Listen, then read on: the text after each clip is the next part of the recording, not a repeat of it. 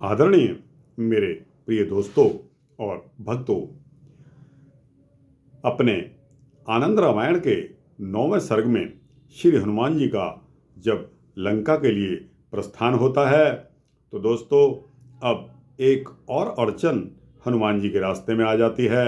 दोस्तों, अपनी पहली दो अड़चनों में पहली अड़चन में जब देवताओं ने हनुमान जी के बल बुद्धि की परीक्षा लेनी चाहिए थी और नागों की माता सुरसा को भेज दिया था कि हनुमान जी की जाकर परीक्षा लीजिए।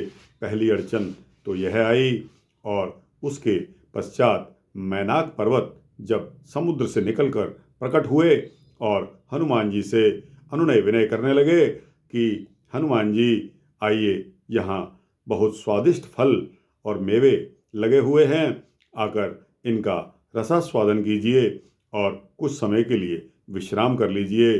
तब भी यह पता नहीं चलता कि दोस्ती और दुश्मनाई में कौन अपना है और कौन पराया है, मगर वह निकले महाराजा दशरथ के ऋणी, जो कि महाराजा दशरथ का ऋण श्री राम के लिए चुकाना चाहते थे। तब हनुमान जी ने अपने कार्य में विलंब न करते हुए और मैनाक पर्वत के शीर्ष को अपने हाथ के अग्रभाग से स्पर्श मात्र करके जब आगे चल दिए तो दोस्तों अब उसके आगे का वृतांत आपके समक्ष आता है। दोस्तों, इस वृतांत में एक और राक्षसी हनुमान जी के पल्ले पड़ जाती है। तो दोस्तों, यह तीसरी रुकावट जब हनुमान जी मैनाक पर्वत से आगे बढ़ते हैं तो उसके पश्चात अपने जो तदनंतर आगे बढ़ते हुए कुछ ही दूर जब हनुमान जी उड़कर पहुँचे थे तो उनकी छाया को किसी छायाग्रह ने पकड़ लिया। तब हनुमान जी को कुछ आपत्ति आई।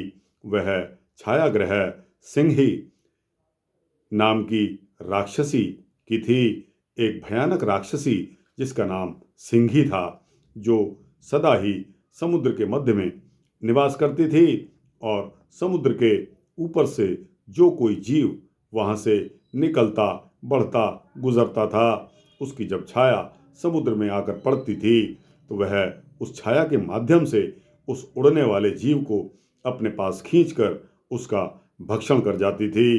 तो दोस्तों, जब हनुमान जी समुद्र के ऊपर से उड़ते चले जा रहे थे तो उस सिंही राक्षसी ने हनुमान जी की छाया को समुद्र में देख लिया और उस छाया के माध्यम से हनुमान जी को खींचकर उसका भक्षण करने के लिए हनुमान जी को कैद में करने का उसका उद्देश्य था। जब उसने वीर हनुमान जी को पकड़ लिया तो वे विचार करने लगे कि इस विघ्न से मैं किस तरह अपनी मुक्ति करूं। इस विघ्न करने वाले के द्वारा मेरी गति में अवरोध उत्पन्न किया गया है।